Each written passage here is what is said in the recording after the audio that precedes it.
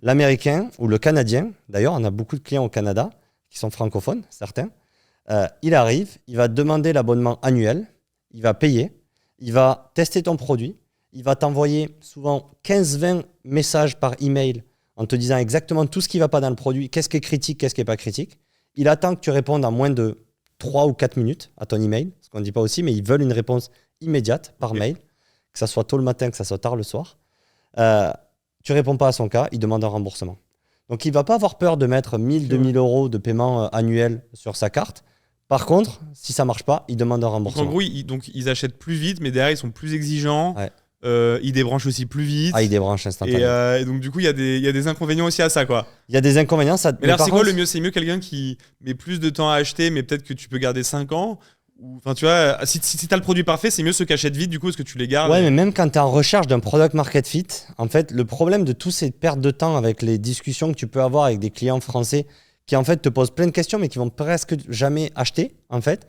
Là où l'Américain, il a déjà mis le compte, il commence à utiliser le produit, il va te dire tout ce qui ne va pas, tu apprends beaucoup plus vite avec un client américain. Oui, tu peux itérer dès le début. Tu itères beaucoup, beaucoup mieux et ça te permet aussi, ce qui est bien aux États-Unis, c'est que le prix, c'est jamais un problème. Parce que l'argent n'existe pas aux États-Unis. Je ne sais pas si ça va choquer les gens, mais moi qui vis là-bas, personne n'a d'argent, mais tout le monde vit comme s'il avait de l'argent. En fait, tout le monde vit à crédit. L'argent, c'est juste un moyen d'avoir une voiture plus grande, d'avoir un appartement plus grand, mais ils ont pas peur de perdre l'argent aux États-Unis. Et c'est vraiment quelque chose qui est différent et que je commence à le voir. Tu sais jamais, tu vas au restaurant, tu sais jamais combien tu vas payer. C'est pas important. C'est pas important. Les prix, il n'y a pas les taxes et il n'y a pas le pourboire dessus.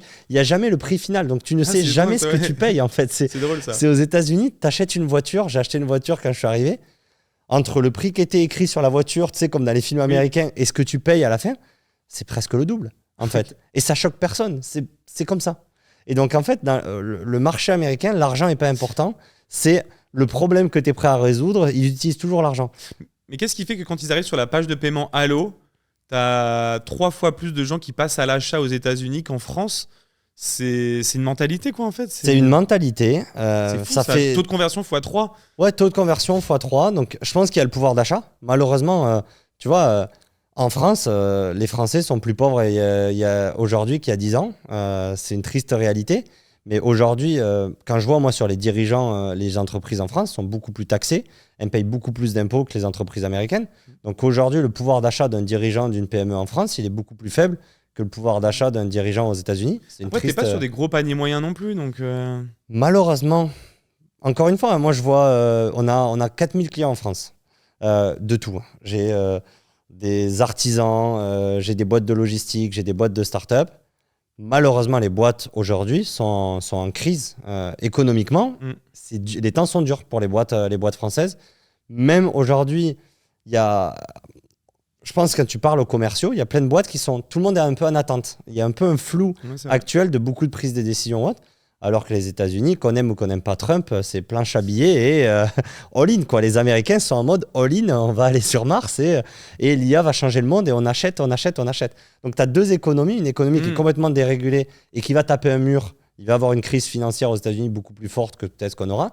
Mais par contre, ils y vont à 200%, quoi. T'as raison, mais moi j'ai remarqué un phénomène il n'y a pas longtemps sur des petites boîtes qui venaient me voir chez Eskimos avec des projets, tu vois, avec des petites enveloppes. À l'époque, tu vois, elles venaient nous voir et on signait assez vite. Et on s'est rendu compte que là, cette année, donc 2025, c'était devenu plus dur. Et en gros, une petite boîte sur un petit budget, tu avais un appel d'offres avec genre 10 agences, mais c'est disproportionné. Enfin, ça n'existait pas, ça, à l'époque, de mettre 10 agences en concurrence pour un budget comme ça. Ça, c'était les grands groupes qui le faisaient aujourd'hui même. Donc, je comprends ce que tu dis. Ouais, je l'ai vu, ça s'est tendu, quoi. Et je pense que c'est pas notamment que la faute des Français, c'est juste qu'aujourd'hui, on a moins d'argent en poche et être chef d'entreprise en France en 2025, c'est dur. C'est dur. Et donc, malheureusement, ils ont de l'argent qui va pas dans l'économie, qui va ailleurs.